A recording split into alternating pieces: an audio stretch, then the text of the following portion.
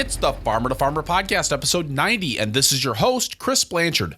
Lucila de Alejandro owns and operates Suzie's farm with her husband, Robin Taylor. Located 3 miles from the Pacific Ocean and 3 miles from the Mexican border, Suzie's farm got its start in 2004 and has provided fresh organic produce to the San Diego area through a CSA, farmers markets, and sales to restaurants and grocers.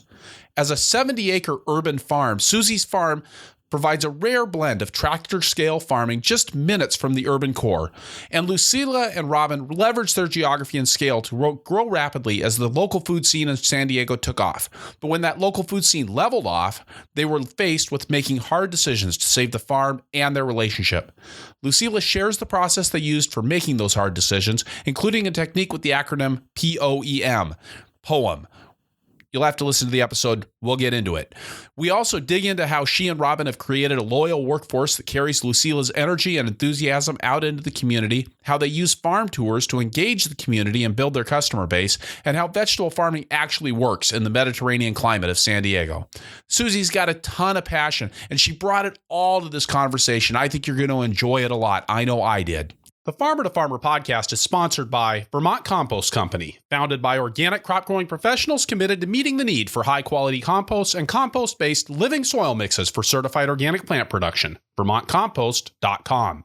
And by BCS America. BCS two-wheel tractors are versatile, maneuverable in tight spaces, lightweight for less compaction, and easy to maintain and repair on the farm. Gear-driven and built to last for decades of dependable service. BCSAmerica.com.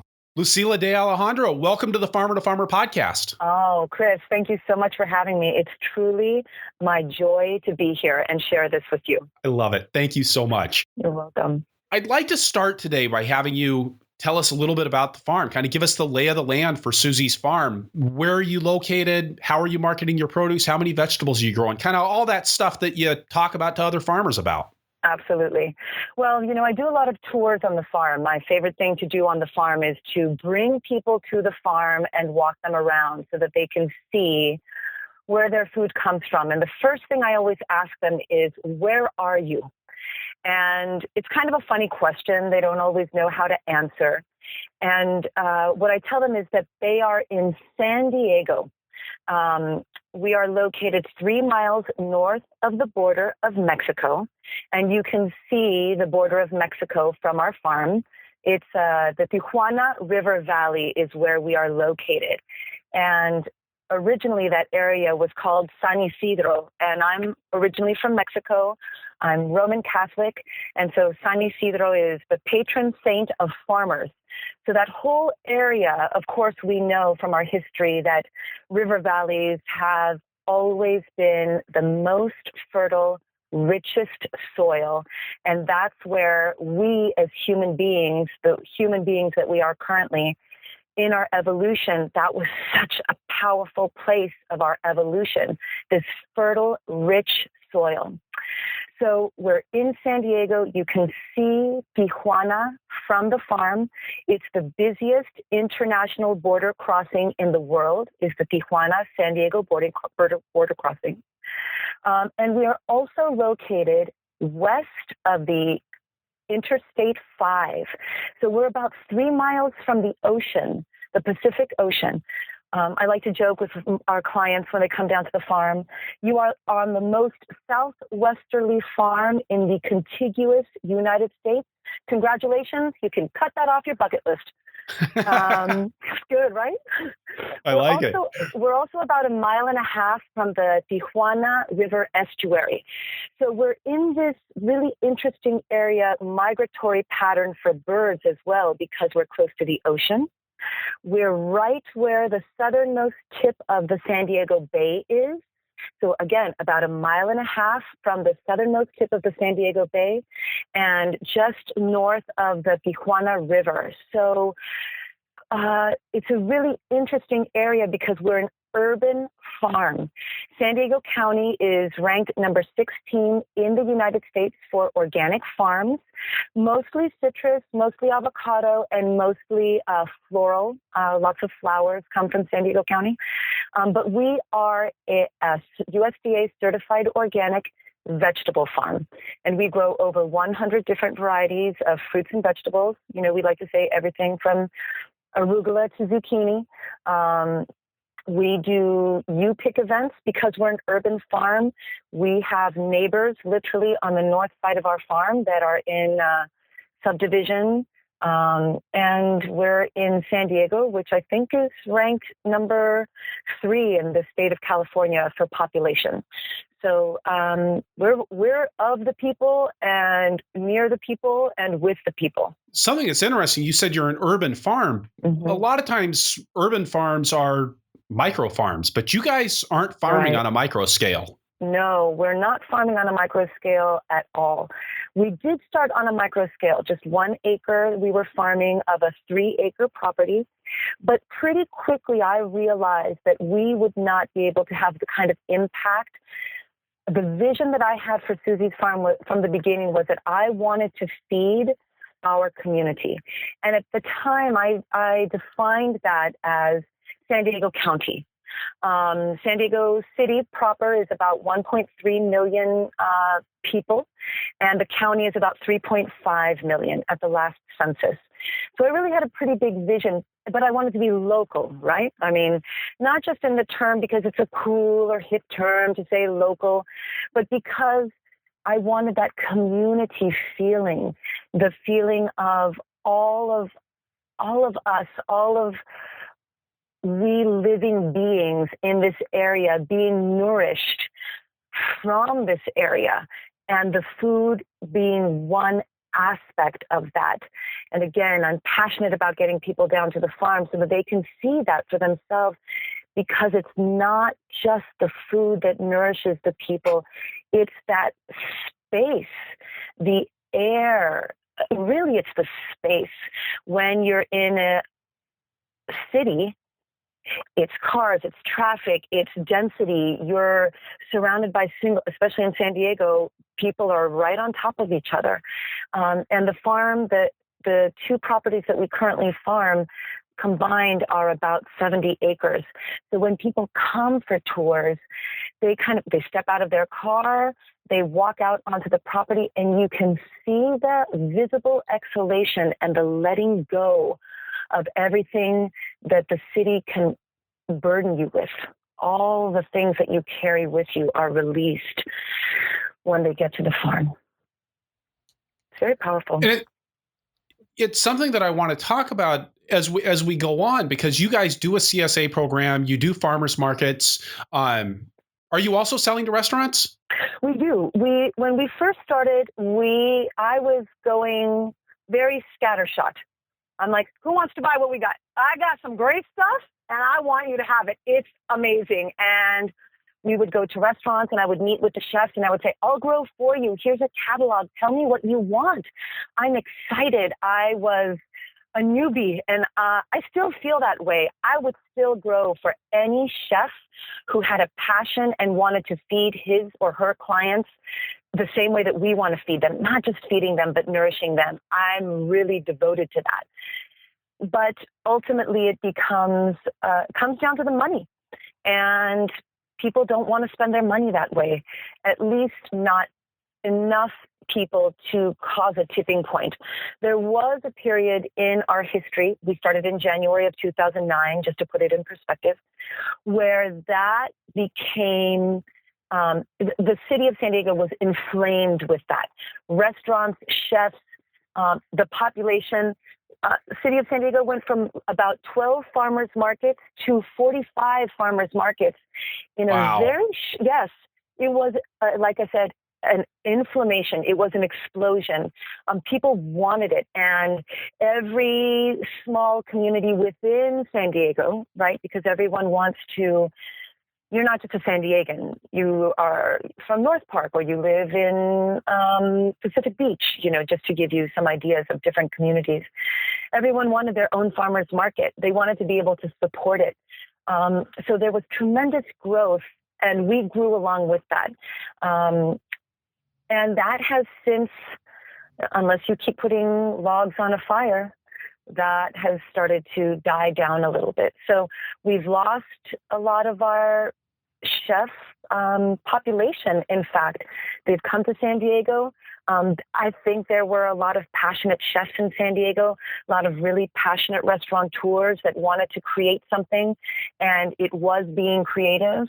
And as that died down, they were left lonely and confused, wondering, where did everybody go? We were all just here a minute ago, and now you've moved on, and I haven't moved on.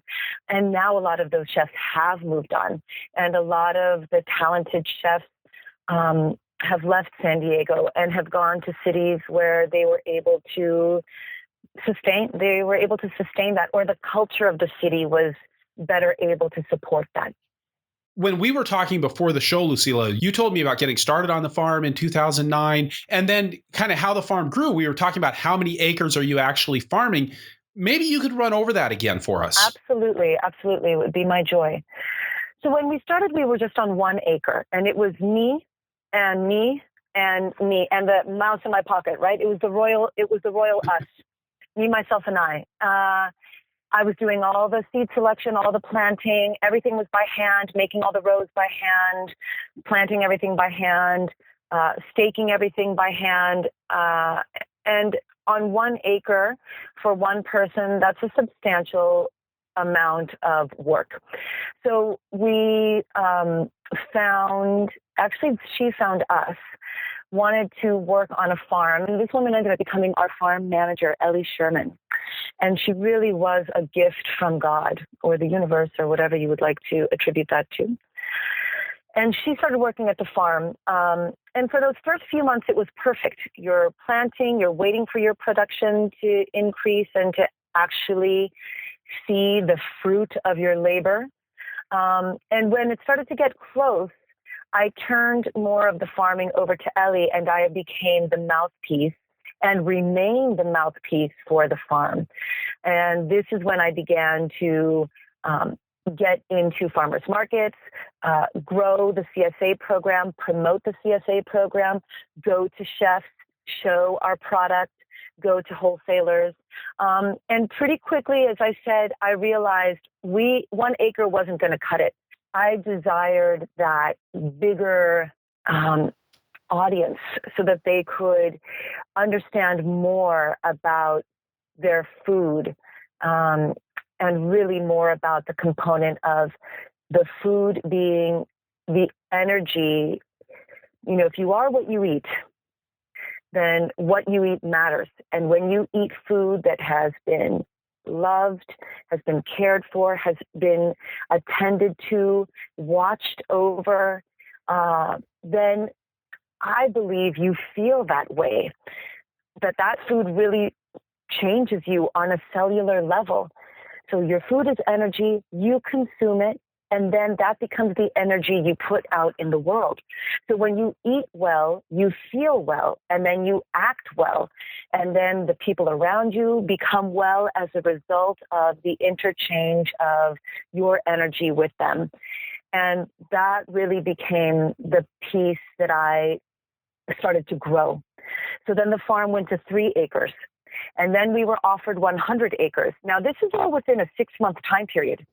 We went from 1 acre from 1 acre in January of 2009 to 3 acres in March of 2009. We were offered 100 acres in May of 2009. And my answer is always yes, yes. And I said to my husband, Robin, let's do it. And he was like, you're crazy. And I said, I know. Isn't it great? So we said no to 100 acres. We felt like that was too much too soon. But by July of 2009, we took 40 of those 100 acres. By that November, we had 70 of those 100 acres. And by February of 2010, we had taken all 100. And from there, we continued to expand until we had 160 acres. Again, as the culture in San Diego grew, as people were excited, as chefs were promoting it, farmers markets became popular, CSA became popular, it was the cool thing to do. We grew along with that. And as people perhaps realized that it's not just a cool thing that you do one time, it really is a lifestyle. And if you're going to choose the lifestyle, it's one thing to talk about the lifestyle and love the lifestyle and think the lifestyle is great. And it's another thing to be committed to it and say, yes, yes, yes to my CSA box, even if they're putting freaky vegetables in there that I don't know what to do with it. I still say yes to my CSA box. I still say yes to my CSA box, even if I forgot to pick it up. And I know I want my money back, but I forgot to pick it up. And I say yes to the CSA program. I still say yes to my farmer. I still say yes to my local farmer's market, even though I went like the first 3 weeks and now it's like, oh, it's so late and I'm tired from work and the kids have homework and then I got to get to soccer and I still say yes to my farmer's market and I still go no matter what. That's just what I do on Thursdays, no matter what. And that's ultimately what started to happen is that. I don't know if we want to call it excuses or just reality or lack of commitment. And as that changed, then we talk about it a lot at the farm. We tack, right? Like it's a sailing term. You know, you're catching the wind and the thing is moving and you're moving with it. And then all of a sudden the wind is gone and you can either stay dead in the water or you can tack and catch the next bit of wind. So we've become not just farmers, but sailors as well, apparently. Well, you live by the ocean, so it's perfectly understandable. We do. You're farming on 100 acres or 140 acres. You guys are, I mean, obviously a huge thing going on in San Diego, and you must be moving a tremendous amount of produce. And this market starts to shift away. The wind starts to shift on you. Yes. How did you tack? What direction did you go? That's a great question. How did we tack? Well, for a while there, we didn't tack fast. I'm going to be honest with you. And we sat dead in the water for quite a while. We were confused. And it took us a little bit to recover, and we lost a lot of money. We lost a lot of money. I often say to people, you don't go into farming because you want to be a millionaire, although I assume there are millionaire farmers out there, and I would love to chat with those guys and see what they're doing. I think they're not doing it like we are. I don't think that they're doing a polyculture almost, you know, we have machinery now. We have tractors that make the rows now, and they lay the plastic, they lay the drip line. We have a water wheel that helps us with our planting. But for the most part, if we look at the Pareto principle of 20-80, 80% of what we do is still all by hand. We still do hand weeding, hand harvesting. A lot of our planting is done by hand.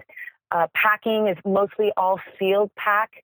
And the truck comes around in the middle of the field and picks everything up and takes it to the warehouse. And so what we started to do was we started to communicate more deeply with our clients to understand how we could best serve them. And what we understood from that was that we had a small, devoted group of clients that were no matter what clients. These were the clients that were no excuses clients, that they were going to come if it was raining to the farmer's market, which it doesn't rain that much in San Diego, so I got to be honest with you, you know. But if it was too hot, it was their priority to come every Wednesday night or every Tuesday night. And then we had to make the hard decisions about closing certain things down, shutting down, not going to farmers markets anymore, even though we had a loyal client base, but we were losing money and we just couldn't do that anymore. We had to start to let go of certain fields because we didn't have the business to support it. We had to do scary things like raise our prices, and we don't like to raise our prices. But the city of San Diego just passed new law. The minimum wage law just went up for the city of San Diego. And we're not in an ag area. But we have a lot of friends who are in ag areas like the Imperial Valley out there in Yuma, where they're growing thousands of acres of monocrop. And it's all ag. When they have to harvest broccoli, they call the subcontractor, and the subcontractor comes, and the subcontractor worries about hiring the people and getting the porta potties in there, and they just come and that stuff's harvested and it's all by piecework. We didn't do that. We chose to pay our employees per hour, not per piece. And all of those things, all of those decisions, if we had done it a different way, it would have cost us too, because the cost isn't just monetary. There's an emotional cost, there's a spiritual cost, there's the physical cost of having staff. Because we're in San Diego, the good and the bad and the ugly of it is that we grow 365 days a year.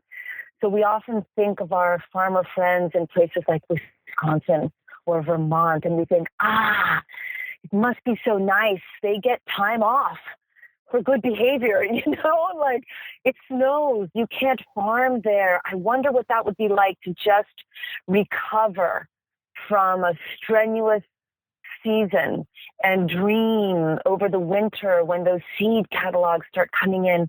What will we do differently this year? What was successful for us? Where were our failures? What will we let go? What will we try that's new? What can we depend on? What can we hope for?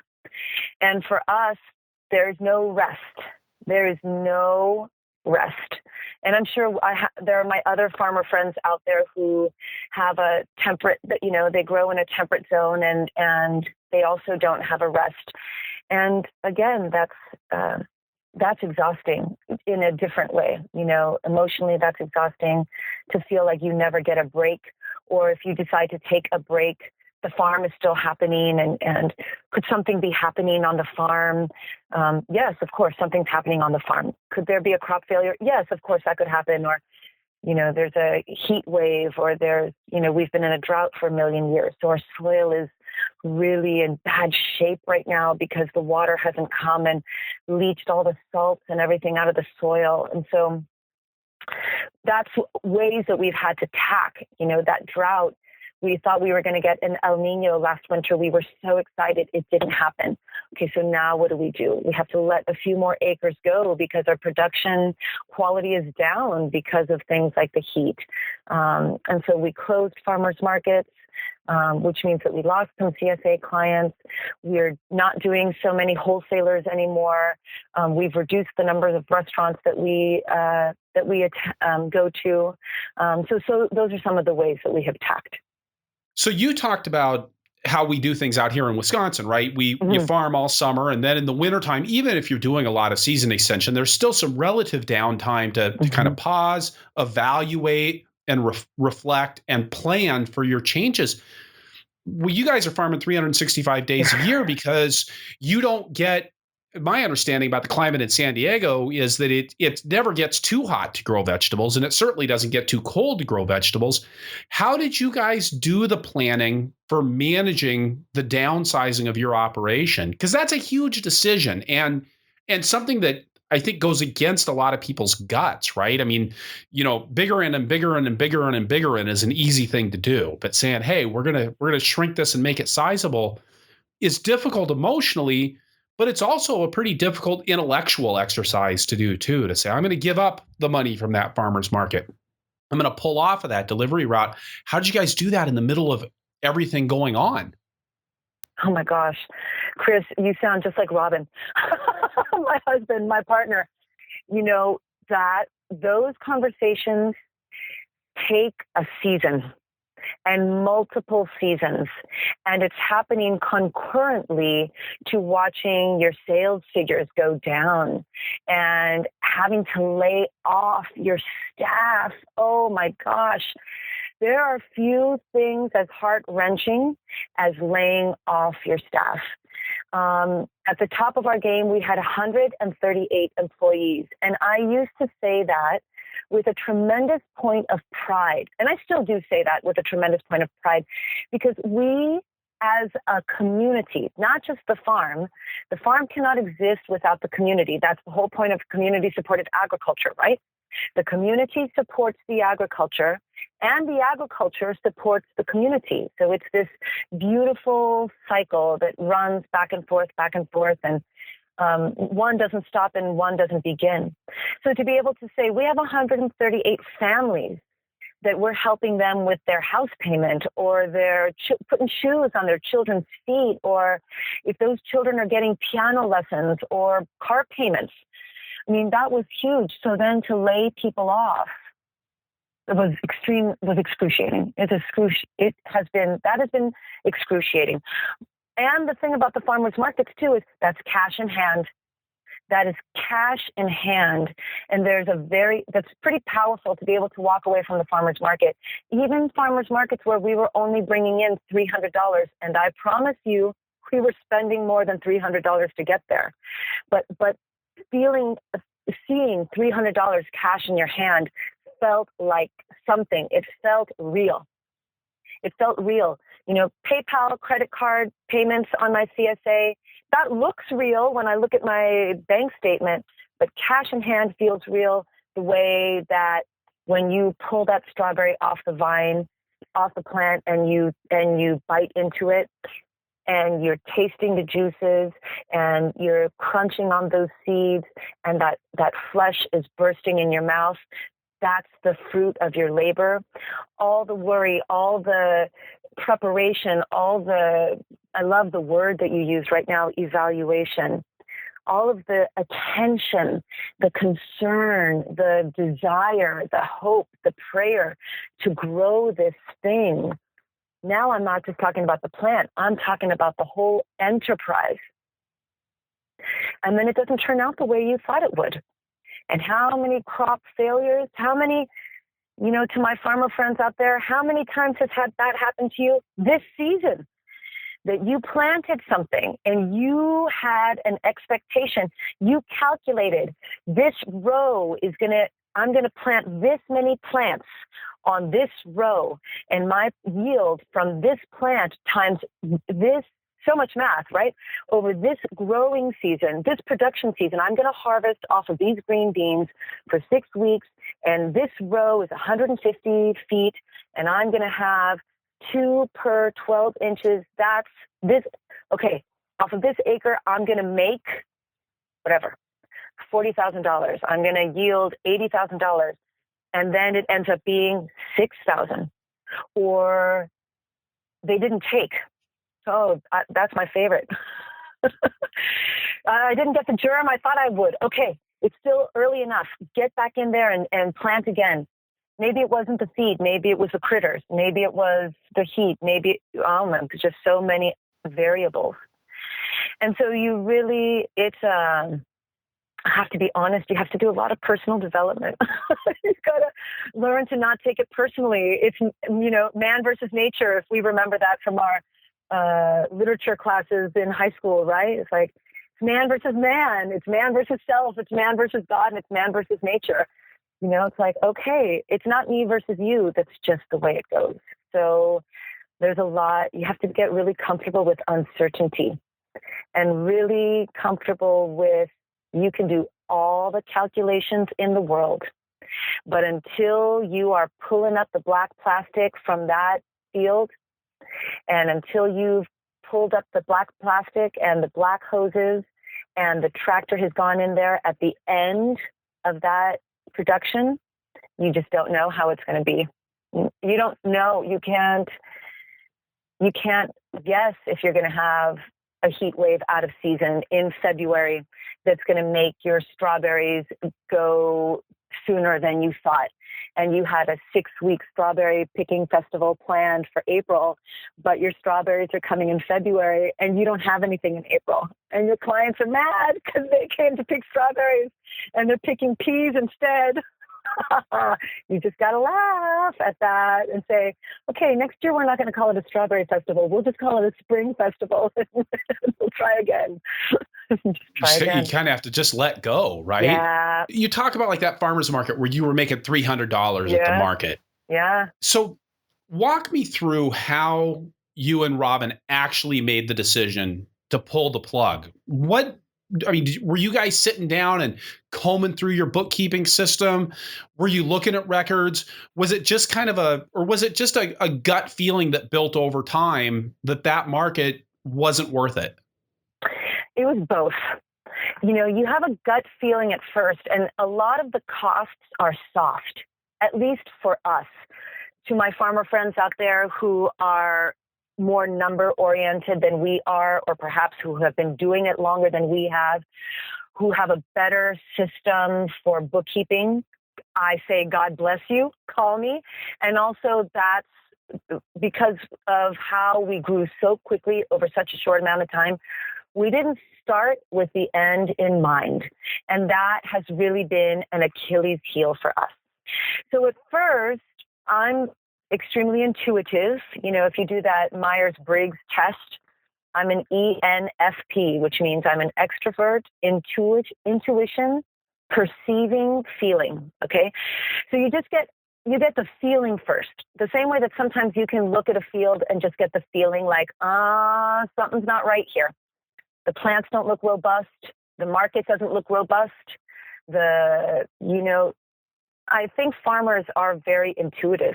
In fact, you have to be when you're looking at your fields and you're looking at the air and you're looking at the sun and you're just looking at the quality and the health of your plants.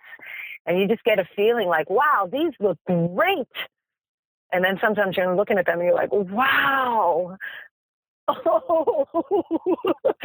And that's what would happen at the market. You'd get the feeling first, and we would get the report from we call our farmers market employees marketeers.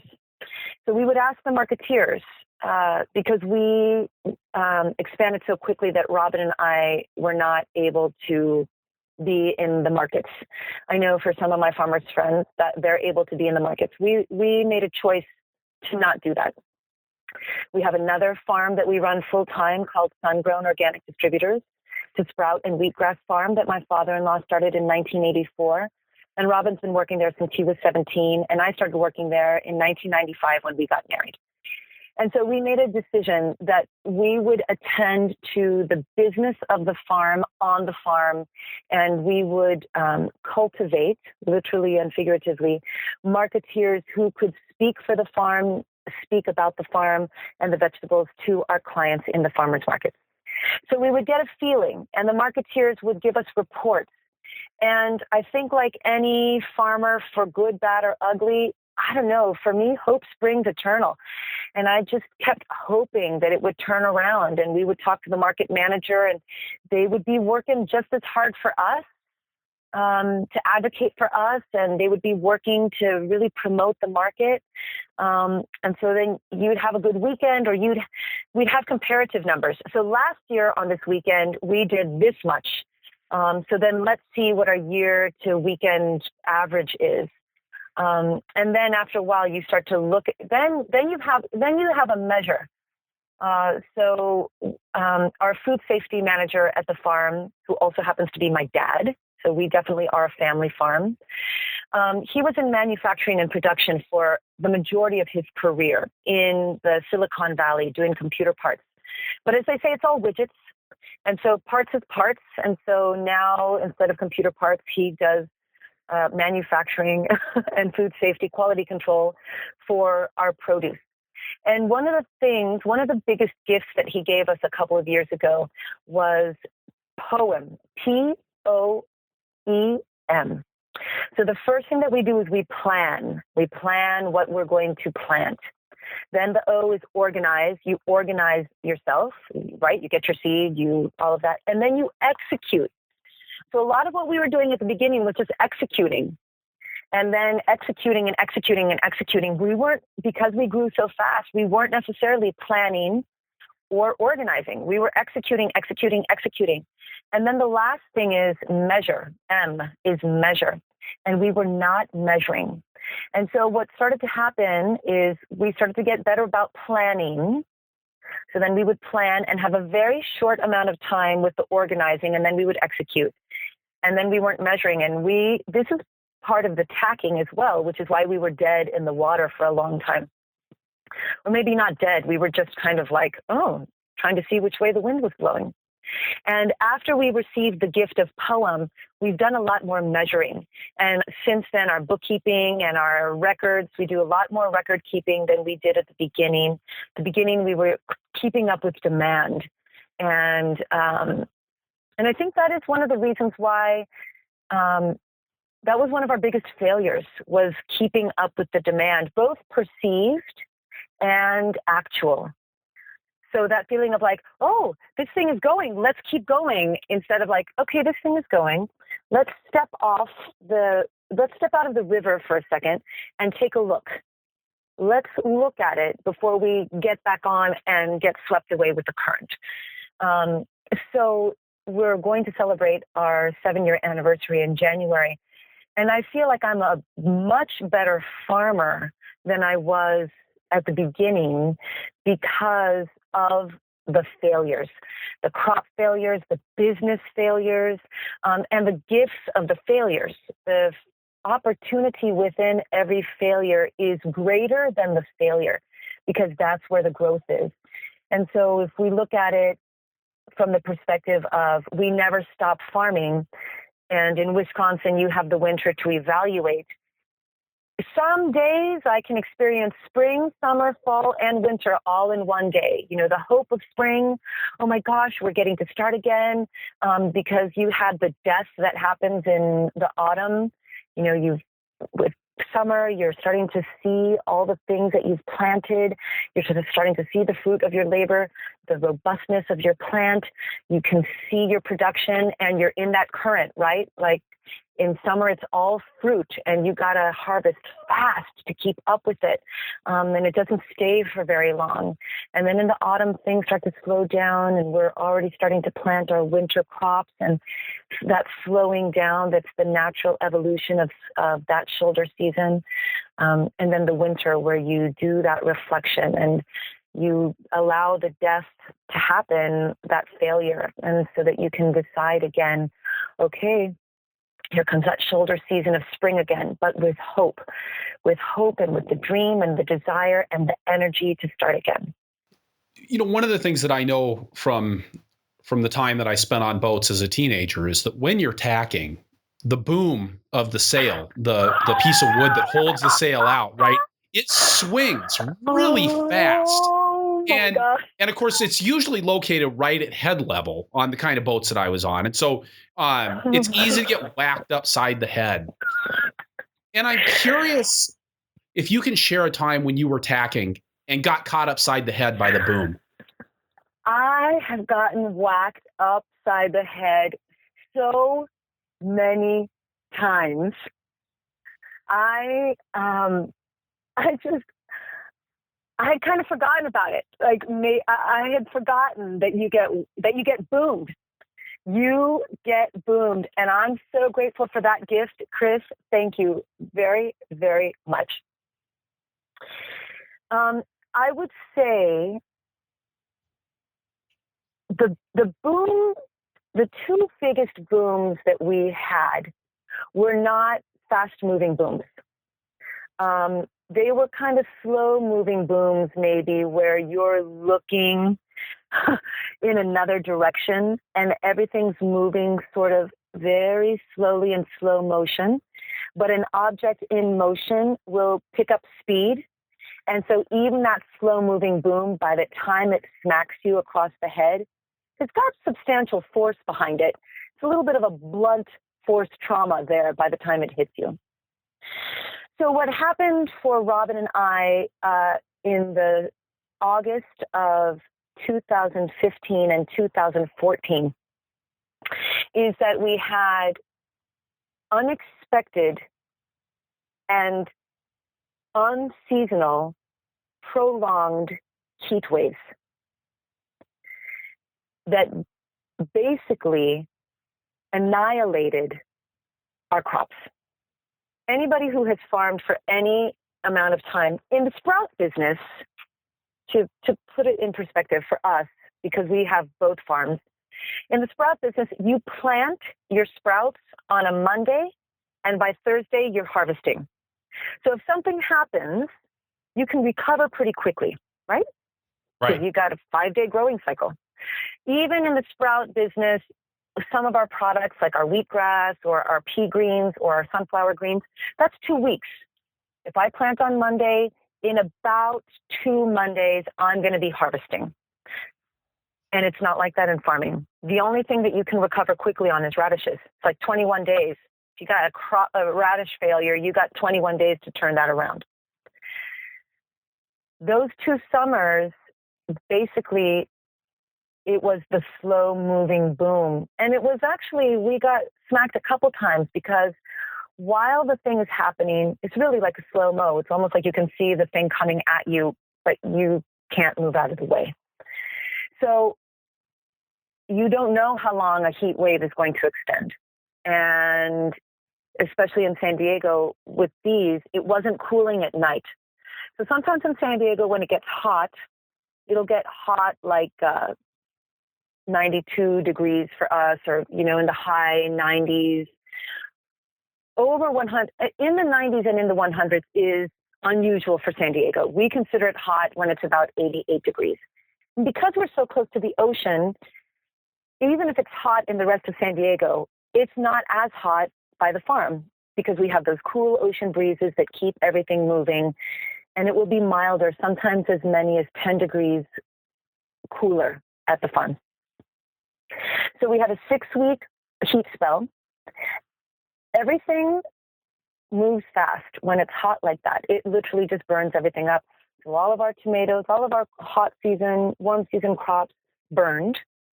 So we didn't have any production. Any harvest is what we didn't have. We didn't have any harvest, and what we were harvesting wouldn't keep. So the quality went down on the harvested products. Then anything that we were planting, all of our transplants were burning. And because we do our own plugs, the greenhouses were getting too hot and we couldn't cool them down. It's like the perfect storm, right? Then anything that would keep or that we could get in the ground was shriveling and dying in the earth.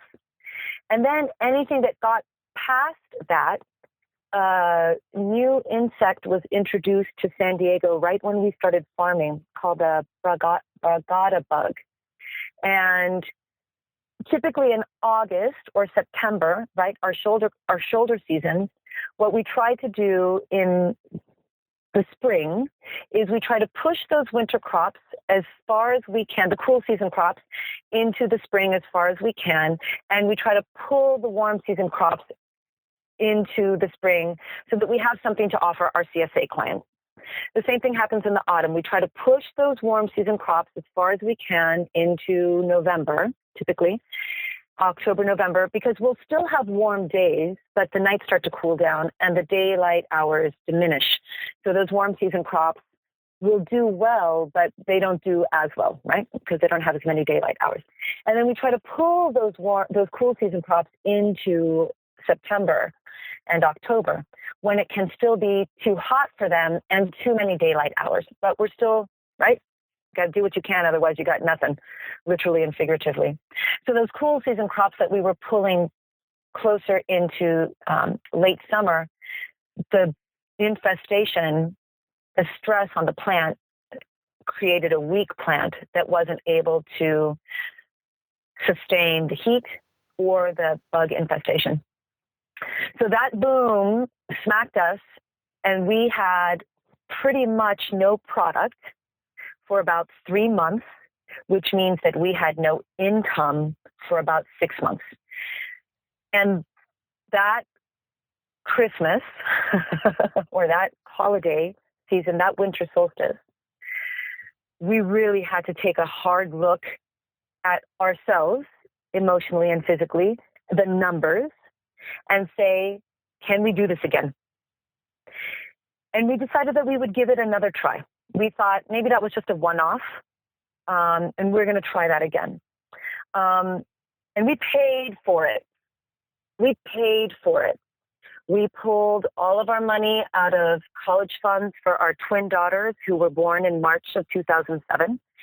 All the retirement fund that Robin and I had built since we had been married in 95, our 401ks, our savings, all of that we infused into the farm to keep the farm going. Only come to find the following August. So that was in 2014. In August of 2015, last year, the same thing happened. And we really, really, the winter solstice of 2015, we said to ourselves, we are never doing that again. Never. We will close the farm if we have to. We don't want to close the farm, but literally and figuratively, we cannot do that again. There's no money left. You know, you don't spend 20 years building up a retirement, then there's nothing left. Like, you can't rebuild that in 1 year if you're already behind the 8 ball. So that was the commitment that we made to each other, that we wouldn't do that again, that we would close the farm if we had to. And so we started the season of getting comfortable with the idea of closing the farm rather than suffering, rather than jeopardizing our daughters' names are Suzie and Inez. Rather than jeopardizing Sylvia and Inez's future, rather than jeopardizing our marriage, because we're not just business partners, we're not just co-parents, we're also married partners, and we celebrated our 21-year anniversary this July. And being business partners and being marriage partners and being co-parents is really challenging. Any one of those is challenging, let alone all of those aspects. And we really also had a lot of years of our marriage where the business was doing great and the marriage was not. The marriage was a crop failure, and it was a pretty substantial crop failure and very painful as well to see that all this effort that we were making, all this energy, all this enthusiasm that we had to grow this business, we left everything on the table for the farm, and we didn't have anything left for each other. And we were raising 2 small children at the time, and our marriage came last, and our marriage really suffered for a lot of years that we were growing the business. I'm happy to report that our marriage now is maybe even better than it has ever been. And it has been work because we got diligent about not giving everything to the farm and leaving the dregs for the marriage. We got disciplined about saying, Suzie's farm, this is how much I will give you. Sylvia and Inez, this is how much I will give you. Even to my marriage partner, this is how much I will give you. And then I have to make sure that I keep myself well and nourished. I'm a living, growing thing as well, just like any crop that we grow. And so I have to make sure that all the elements are there for me to make sure that I'm living and growing. And again, we talk about that a lot in tours. I say the same thing to Robin. I say the same thing to you. I say the same thing to you. I hope that you can receive that message to make sure that you remember that you are also a living, growing thing, and that you want to make sure that you have everything that you need in order to bear good fruit.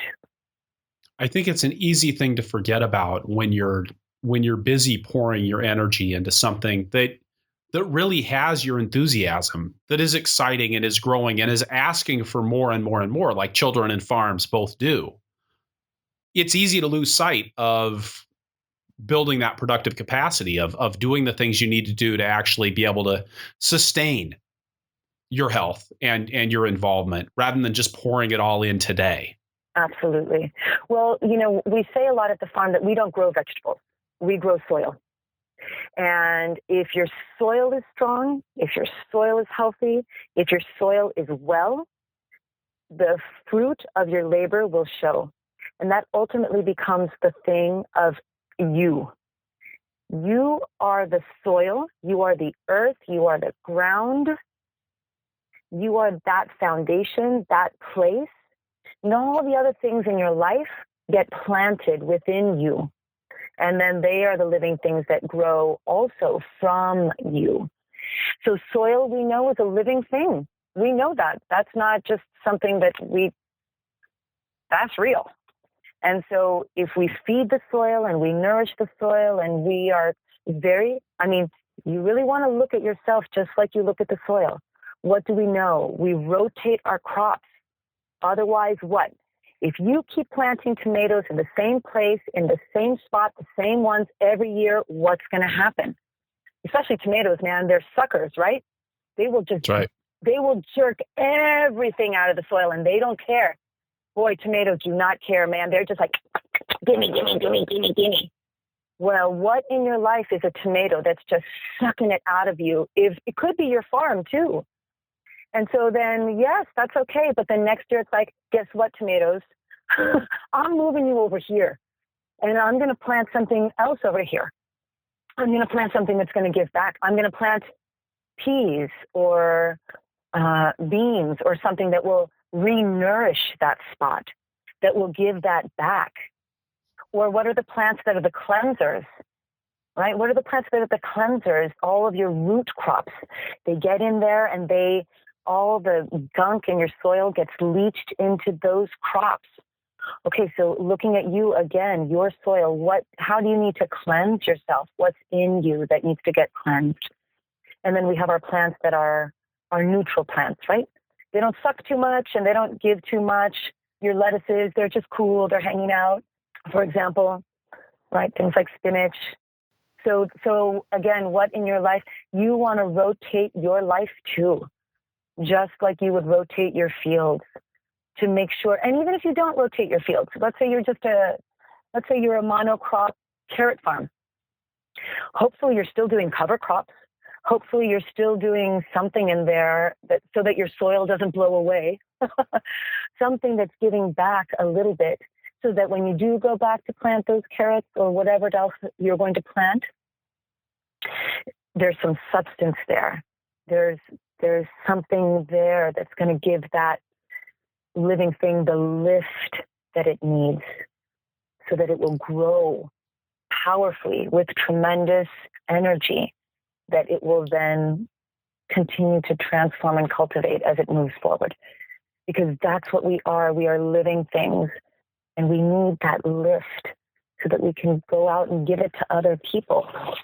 Lucila, with that, we're going to stop and get a word from our sponsors, and then we'll be right back with more from Lucila de Alejandro from Suzie's Farm in San Diego. Thanks, Chris.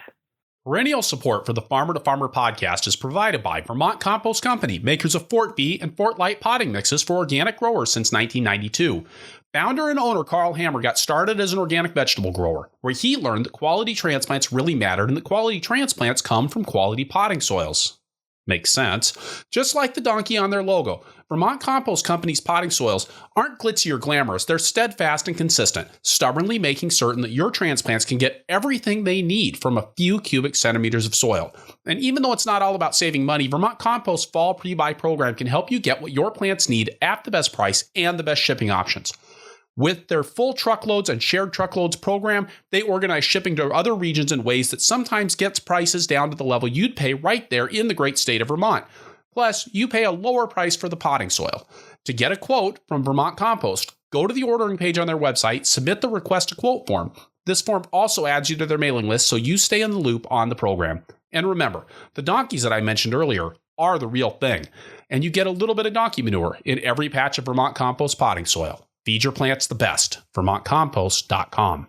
Bandwidth for the show is provided by BCS America. A BCS two-wheel tractor is the only power equipment a market gardener will need, with PTO-driven attachments like the rototiller, flail mower, power harrow, rotary plow, snow thrower, log splitter, and more. You name it, and you can probably run it with a versatile BCS two-wheel tractor.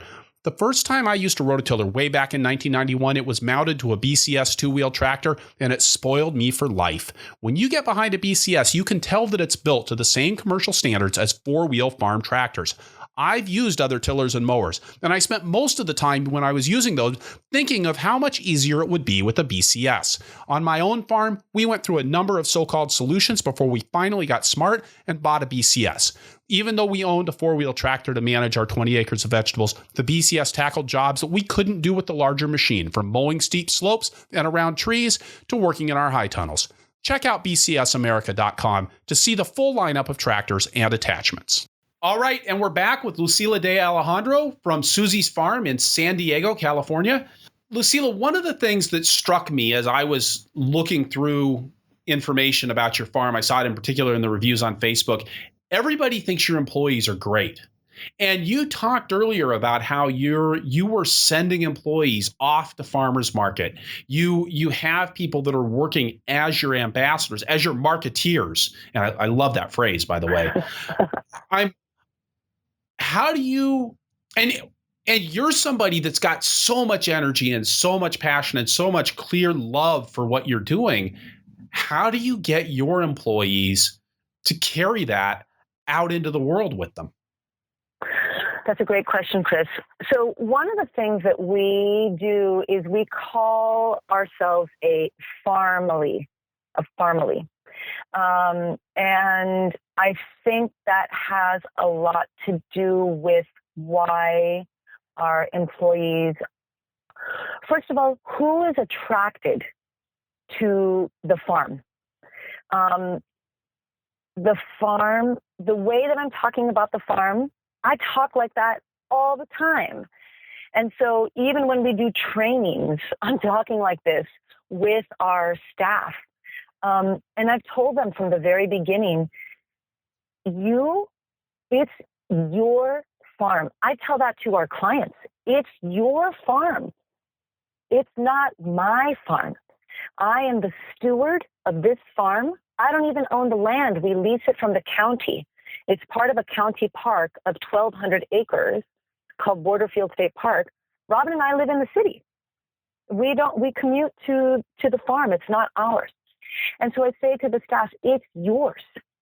So when you're working the farmer's market, yes, of course, you are representing Robin and I, and you know us, and you know the girls. You've seen the girls grow up.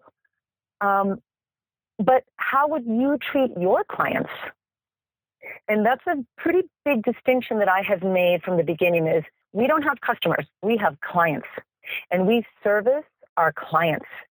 We are professionals, and we treat everyone as such. That's a huge thing for me. Now, that's not to say that my staff, they're young and they're cool and they're hip. Oh, baby, are they hip?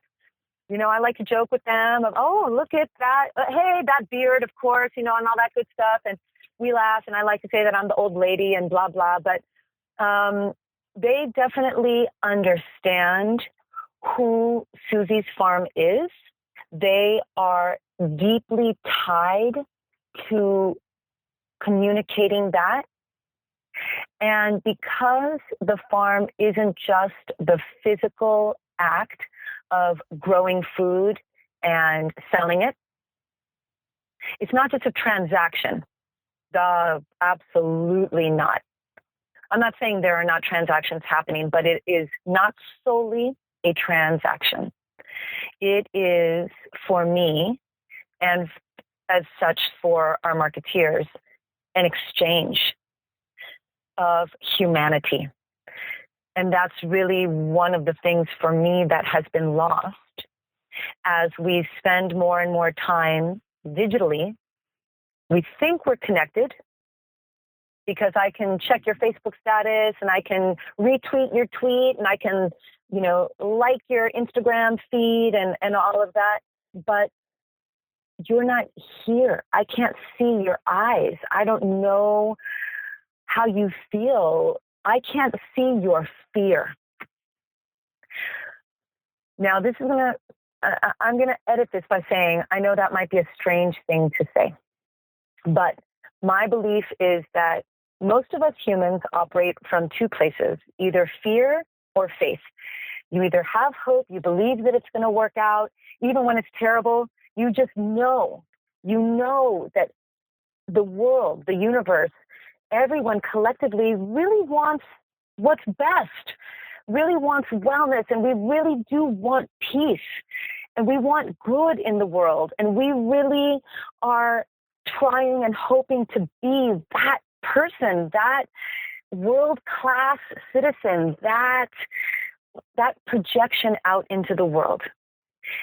Or you could be afraid of what people might think of you, or be afraid of the fennel. Like, people are afraid of the fennel. Well, I don't want to buy the fennel because I don't know if I'm going to like it. Well, just try it. but I don't know if, but I might not like it. Yeah, you might not. You won't know until you try it. And so there is a human engagement that happens in the farmer's market where you are able to give people the gift of their humanity through removing fear and engaging them in faith or hope or encouragement. And it seems really funny because you think it's just vegetables. But I always tell my staff, the vegetables are just the gateway drug. The real deal is encouraging people to step out of their comfort zone, to try something new. That for us is no big deal. It's just arugula. But to someone else who wasn't ever raised eating arugula might as well be some Uranian plant. They just don't even know they have no idea what to do with that. And so that is empowering to our marketeers, and then they are able to empower our clients. And I tell you what, that feeling of purpose, knowing that you have been trusted with that gift and then you're passing that on, I don't know if that's why, that might be why our staff loves us, but I will also say that I love our staff. I love them and I pray for them and I wish them well and I'm encouraging them and I have a deep, deep interest in them. Each one of them is a human being evolving. And I believe that they know that. I believe that they want that for themselves. And then I believe that they are people who want to give that to others. I think that's why. How do you guys find people for the farm? Because not everybody's cut out for what you're talking about. No, and that's true. But that'd be true anyway. That'd be true even if I was like, here's the thing.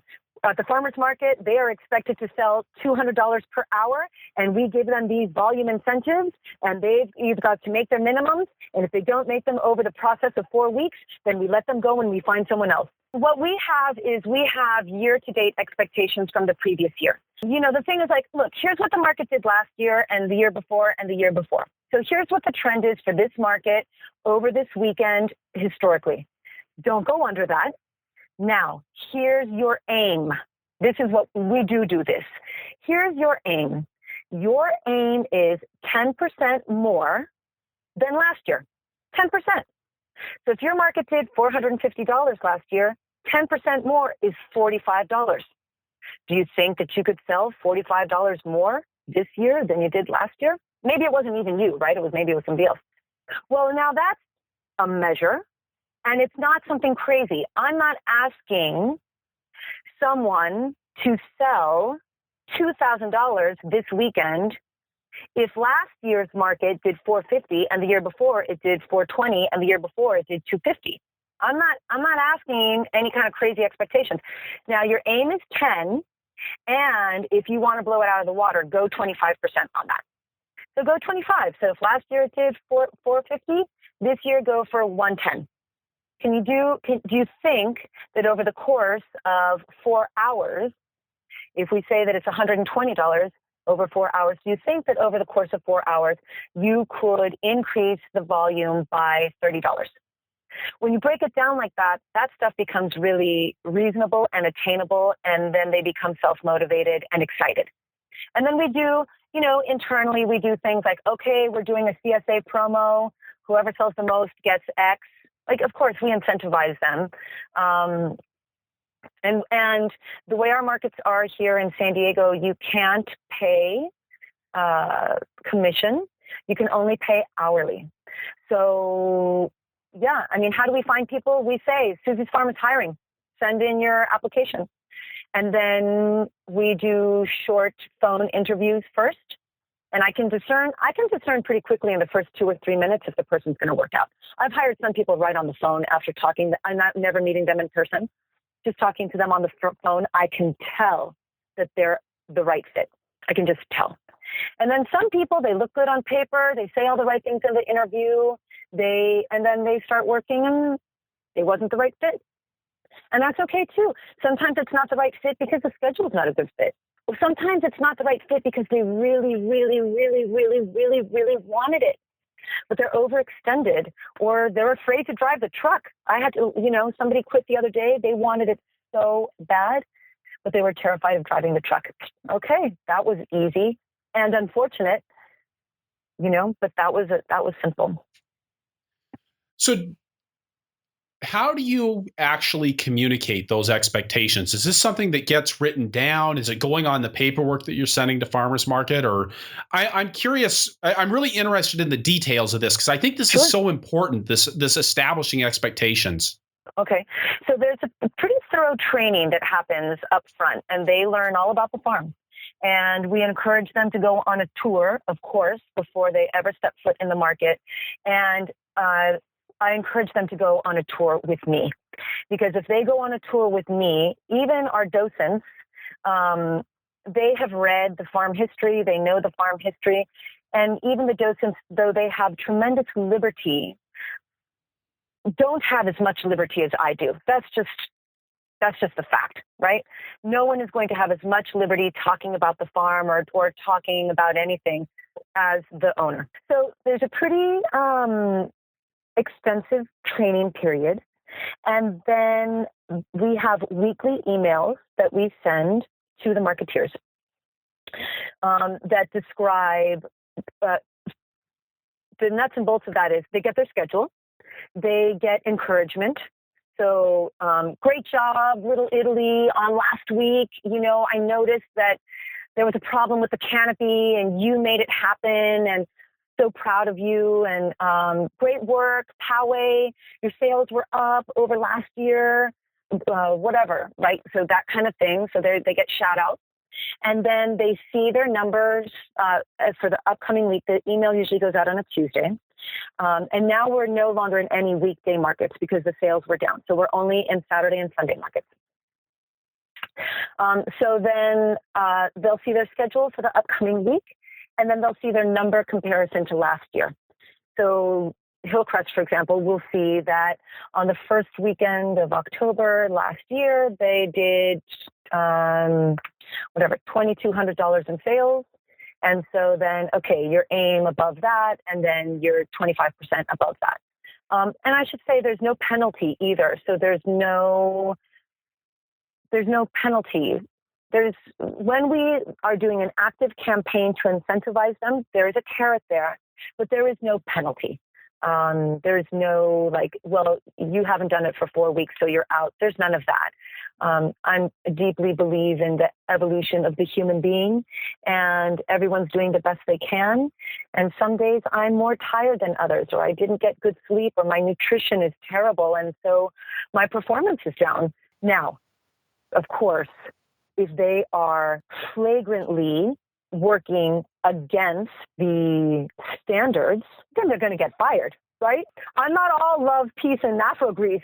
I'm running a business here too, but we have never had anyone flagrantly over a sustained period of time, be late to pick up the load, not get to the market on time, be unpure with our clients or disrespectful to the market manager. I mean, that's not professional. And so because the standard is professionalism, then I hire, a minimum of professionalism.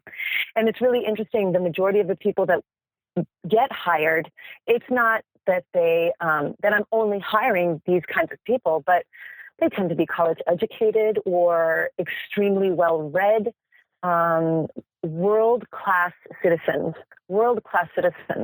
And because my focus is on finding world-class citizens, then that's who I find. I find world-class professionals. Do you do a similar thing with your people in the field? And what do you call your other workers on the farm? I call them the farmers, and you better believe it. I have got world-class professionals in the field. Holy moly. I bow down to our farmers in the field. I really do.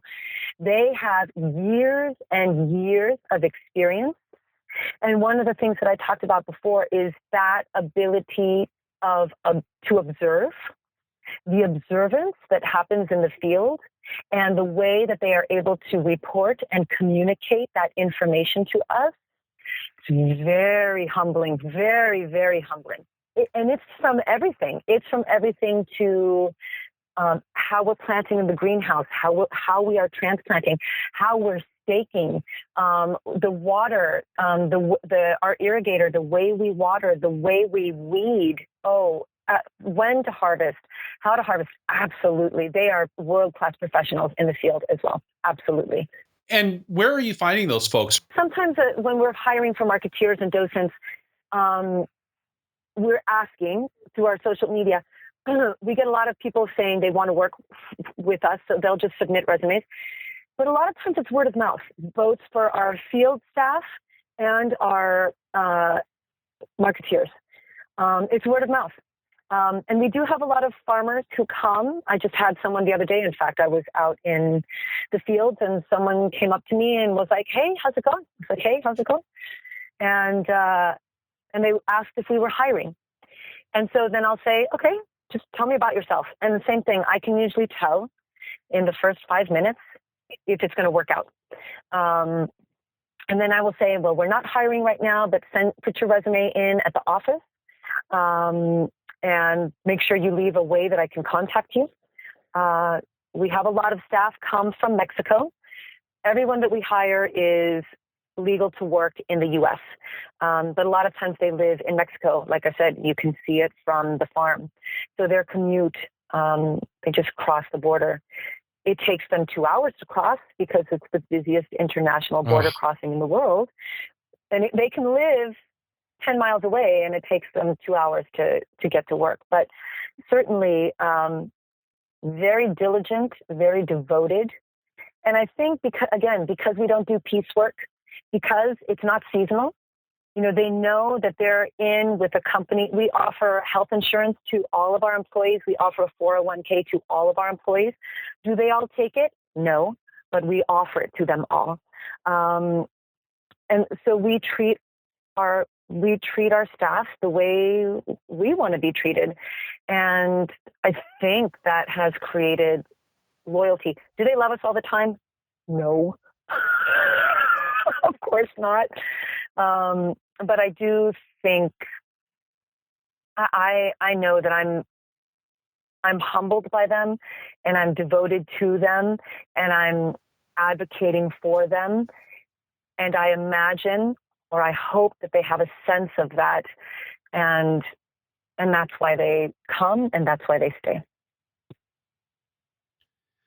Do you guys do similar things with your farmers as you do with your marketeers as far as setting targets for performance? Do we set targets for performance for them? Sometimes. Okay. Yeah. No, sometimes. It depends. So,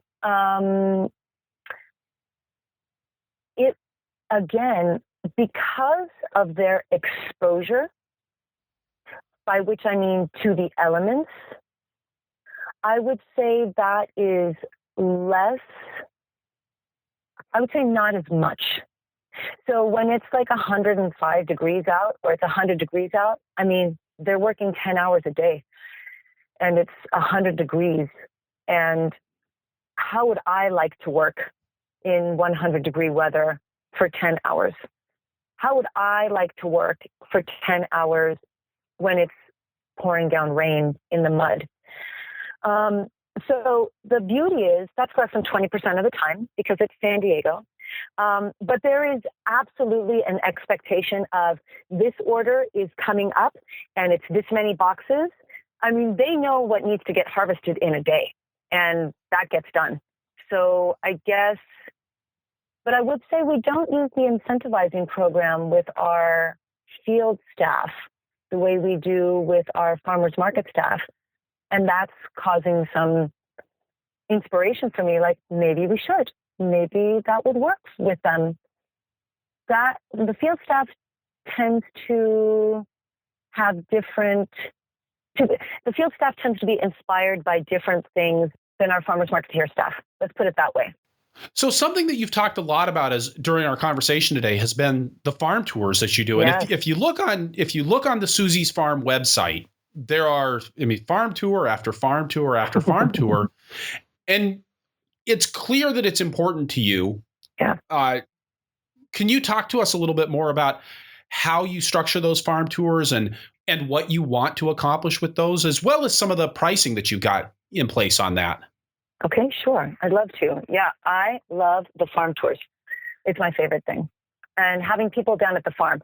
So whether it's private events like weddings, the whole agro-tourism thing, right? The reason that we started doing them was to connect with our clients. It was one of the reasons that I started the farm, like I said, was because I wanted to nourish our community, and you can't always see that. So I wanted to see the end product a little bit, and I wanted them to come down and see where their food was grown. Some of the grocery stores here in San Diego, whatever, any grocery store that you go to, there's a massive disconnect. If you can get tomatoes in January and zucchini in January and eggplant in January, you don't have any concept of the world outside, like the weather or the earth or how plants grow or just those different elements of those ecosystems. When you're getting broccoli in July, you're just taking that for granted. Like, I'm in the mood for broccoli. Your body doesn't even want to eat broccoli in July. You know what I mean? Your broccoli, right. Your body doesn't want to eat it then. But you're so disconnected, not just from the world outside, but from the world inside you. Your body doesn't want to eat watermelon in January. It's too cold and it's too wet, when it's already too cold and too wet. Your body in January wants to eat what grows then, which is, for us in the Northern Hemisphere, beets and carrots and potatoes and onions. That's what your body needs. So that winter squash that you grew all summer long, it wants that. It needs that fortifying, sustaining food. And in the summertime, it needs light food that's easy to digest, that won't weigh it down. That's what all your fruit is, your cucumbers. And I know I'm preaching to the choir, sorry, but that's just, so that's where the tours came from. Like, do you even know what's going on? You can tell me all about the Kardashians, but you can't tell me what's going on in your body, in your heart, in your soul, in your mind. You can't tell me that, because you are filling your body with stuff that your body doesn't want, stuff that your heart doesn't want, stuff that your mind doesn't want. I'm not saying don't listen to the news, but some friends of mine were talking to me about the debate the other day, right? The vice presidential debate, or whichever one it was. I don't care. And I told them I stopped watching and listening to the news 15 years ago. I want to live in a state of peace. And I don't think that that's what they're promoting. They're not promoting peace. So I don't want to be around people like that. And they might end up leading the country, and God bless us all, but like, I don't want that. And so that's where the tours came from. Like, yeah, you got here and you were rushed and you didn't know how to get here and you're driving like crazy and your GPS told you to go the wrong way. You don't know how to get here. And then you get here and you get down and you're all scrambling around, and the kids, and don't jump around and don't do that. And don't, oh, babe, let's all just take a breath. Hey, look at all this space out here. Do you see these 2 acres of sunflowers here?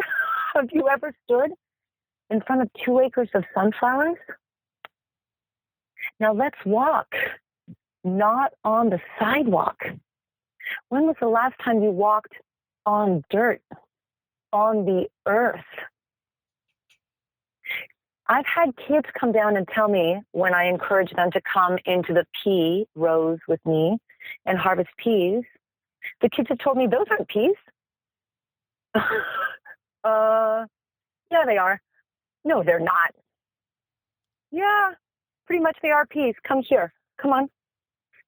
To walk in there, these kids, 8 years old, I'm not talking about like 2 and 3 year olds, 12 years old, 14 years old, walking in the rows. The peas are blossoming. The wind is blowing their hair and the plant. They're walking in the green.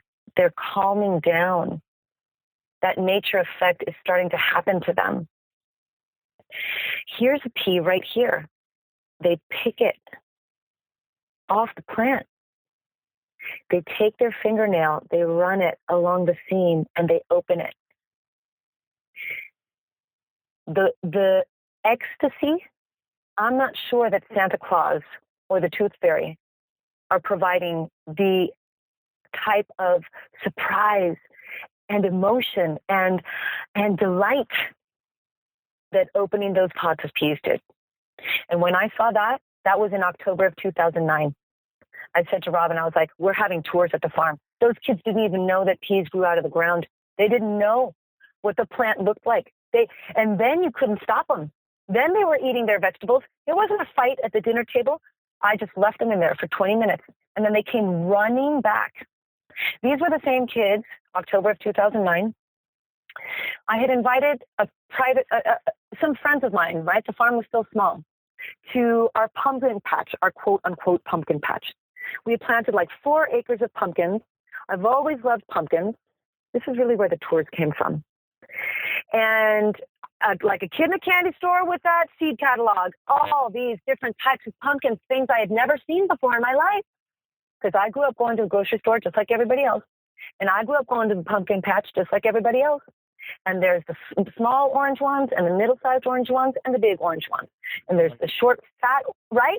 There's the short, fat orange ones, and then there's the long, tall orange ones, and that was it. That's all I ever saw. And they were, $3, $5, and $7. That was it. And they were all on hay bales. You didn't actually go into the field to get them. You just went into this, pop-up, I guess, pop-up pumpkin patch, where they maybe had some carnival fair type things too, something like that maybe. So when I invited these friends down, I was like, let the kids come down and pick pumpkins. It'll be awesome. It'll be so fun. Actually, it all happened on the same day. So our girls were about 2.5 at the time, and it was their first time down at the big property.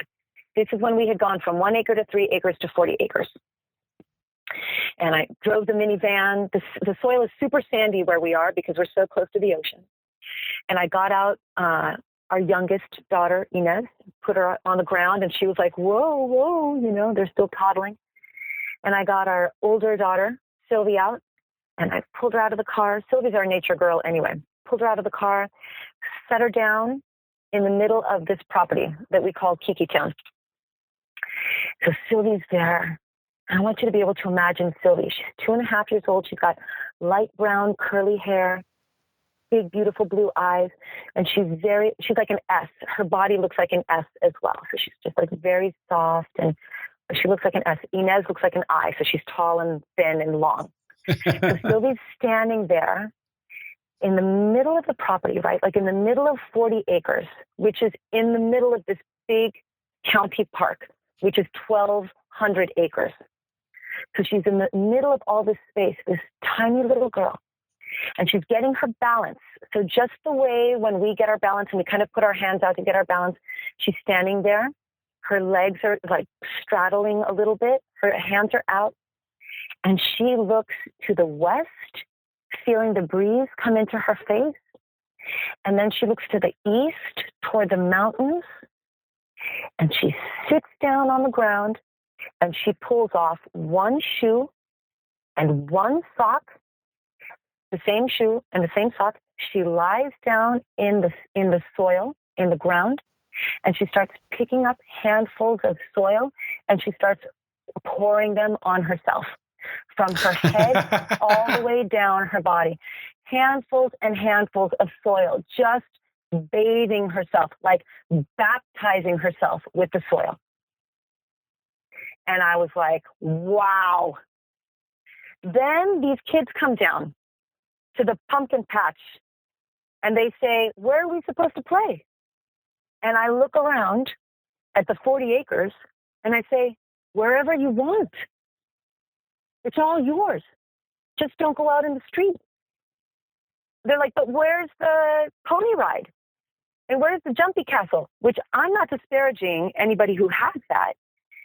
It was more the idea that these kids had never had that kind of space and the freedom that comes with it. And then they didn't know what to do. That's when I walked them into the P's. And when all these light bulbs started to go off, my friends with their kids pulling these pumpkins. Look at this one. It's gray with knobs on it. Look at this one. I've never seen this color before. A white pumpkin? Yeah, let me cut this one open for you. Look at these seeds. Pulling the plant out. So pulling the fruit with the plant trailing behind. Wow. Oh my gosh, this is amazing. I've never seen a pumpkin plant before. All of these things started to, like, my brain just started to explode. And I was like, these are all people that I know, I respect, I love. These are well-read people that have been around the block a couple times, and they've never seen anything like this before. Now imagine all the opportunities we can provide for people. Just imagine all the people in San Diego that we could provide opportunities for. And if we just open the farm up to anybody who wants to come, they could get that experience of seeing the fruit still on the plant. People don't even understand what they're eating. I'll ask them, when you're eating vegetables and fruits, do you know what you're eating? And people look at me, some people know. But I'll tell them, did you know that you're eating flowers? No, I'm not eating flowers. Yes, you are. It's in the name of the vegetable. Call it flower. You're eating the flower bud. You can see their brain explode. What? So for me, that is a gift that you're giving people of greater awareness, both self-awareness and general awareness. So that when we look in a field, and I'll say to them, for example, look at this pumpkin patch. Play farmer for a day. How does it look? And then, people don't always necessarily want to say anything because sometimes I'm pointing out some pretty bad looking fields. Well, that looks pretty dead. That looks pretty bad. Yeah, what would you do? If you were expecting to have 7,000 people come down and harvest pumpkins, and these are the pumpkins that you planted, and you got a 20% germ on this field, what would you have done? What? Huh? Yep. So then again, you're just giving it in perspective so that if they do go back to their routine of shopping at the store, they don't take it for granted anymore. That the food that was there cost something. It cost an exchange of people's lives. My farmers spent 60 hours this week so that you could have that watermelon that you didn't eat because you got too busy and you threw it away. And it took me, or us, it took us 4 months to grow it. So I know it's no big deal for you, maybe, but it's a big deal for us. That's my life's work. And that's the life's work of 138 or 40 people or however many people. That's our life's work. We are exchanging our life energy for you. Now, I'm not saying, wow, look at me, wow, who? I just mean, now put it in perspective. How many other things do we take for granted? That even the person, the person at the gas station, that person's exchanging his life's work for me to be there so that that gas station is open when I need it. And we can just keep going from there. So it's really an exercise in awareness about all of those things. It's $10 for the tour and then an additional $10 per person to harvest. So some people want to harvest, or maybe there's just going to be one harvest bag per person. And some people just want to harvest. So I just get those people harvesting. Okay, here's tomatoes, here's eggplant, here's whatever. And some people don't realize, I can often realize, but those people don't always realize that a lot of the things that I'm saying in the tour are specifically directed to them for what their needs are. And I can perceive that. And then some people ask a lot of questions. Some people are right up in front. They're walking right with me. They want to know all about the farm technically. How do you do this? How do you do that? Tell me about your growing season. How did you pick your seeds? Where do you get them? How do you lay the black plastic? What kind of tractors do you have? Blah. And some people are hanging way in the back and they're just enjoying a day out, walking around, feeling the sun on their face, feeling their bodies in space and time. And I'm not like, hey, you back there, keep up, let's go. And I'm not like, wait a second, sir, I'll answer that question in the 27th minute of my tour. Save all questions for the end. I just play it like I see it. And that's what's awesome is the tours are all customized. Some are specific. Like I said, if I do the La Jolla Garden Club, they're going to get a different kind of tour than, the Young Presidents organization. But everybody's going to get something. They're going to walk away with a value, with a deep, deep value. I think it's fantastic that you're doing tours as, a community service, as something that is bringing in a little bit of revenue for the farm, but is really, to me, feels more about you putting your energy and the farm's energy out into the community. Did those people turn into customers? Yes, they do. Not always, but yes, they do. And whether they buy something at the farm stand that day, or if they sign up for a CSA, or they come for one of our U-Pick events, or one of our farm dinner events, or whether they start following us on Facebook, they all eventually do become clients because they've been moved. They've been moved.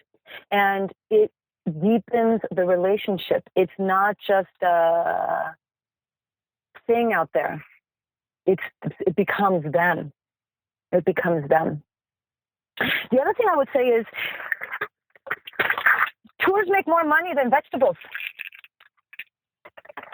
Tours make more money than vegetables. When you say that, in terms of your overall revenue for the farm, you're making more money on tours than on vegetables? The profit margin is higher because on tours, all I got to do is pay somebody their hourly wage to walk 20 people around at $10 an hour. I mean, at $10 or $20 per person, the field for an hour and a half. And of course, the profit margin's high because you've already got the vegetables, right? Correct. You're not going to say if Suzie's farm was just trying to do farm tours and wasn't also trying to grow vegetables, I think that would be a real challenge. But it's really like a value added process where you've already got the product there. You're layering on top of it now. Correct. But the other thing about that as well is that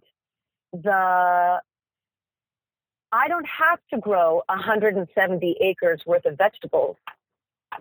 I can grow less vegetables and still do the tours.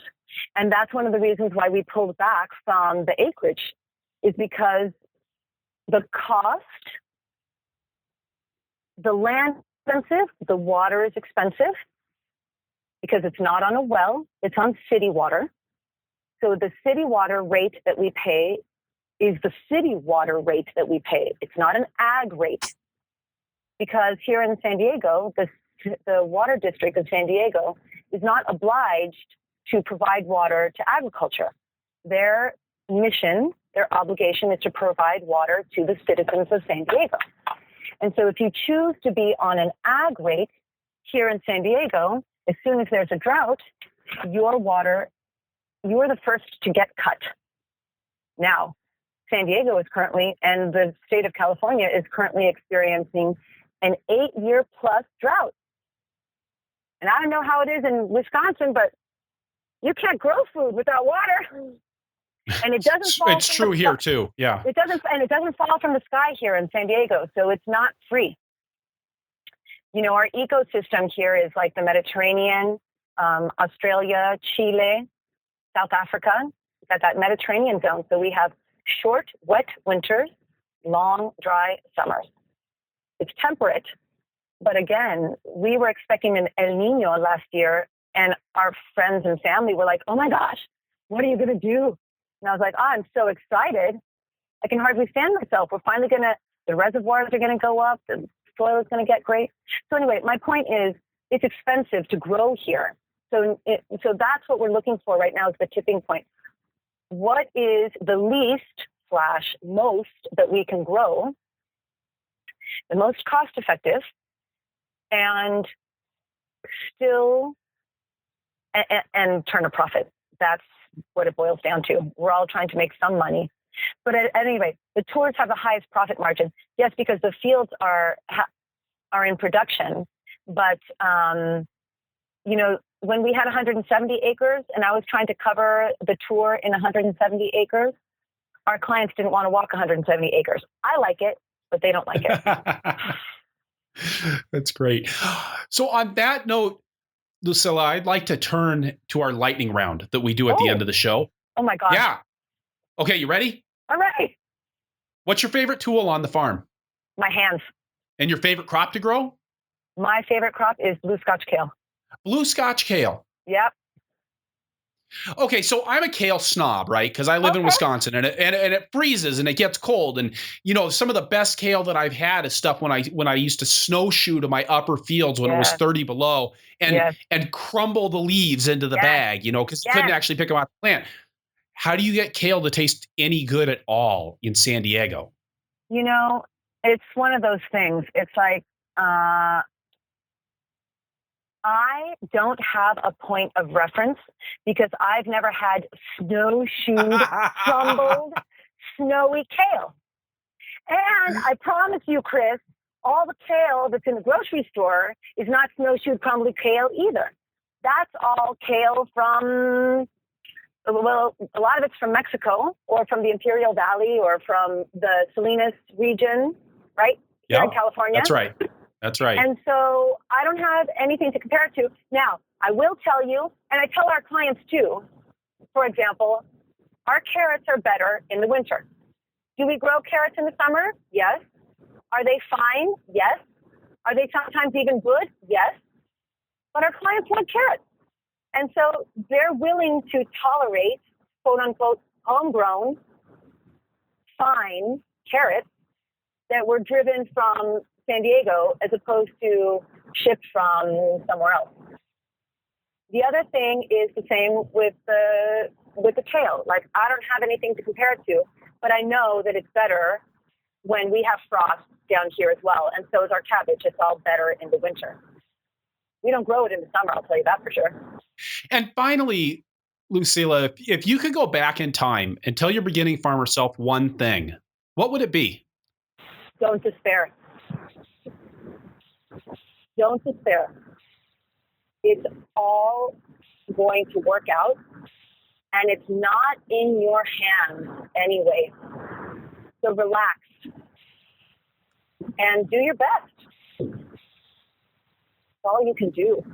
What a perfect note to end on. Thank you so much for this interview, Lucila. It's been so much fun to talk to you, and all the energy that you brought to this was just fantastic. Oh my gosh, it has been my absolute privilege. I'm so grateful for your time and your consideration.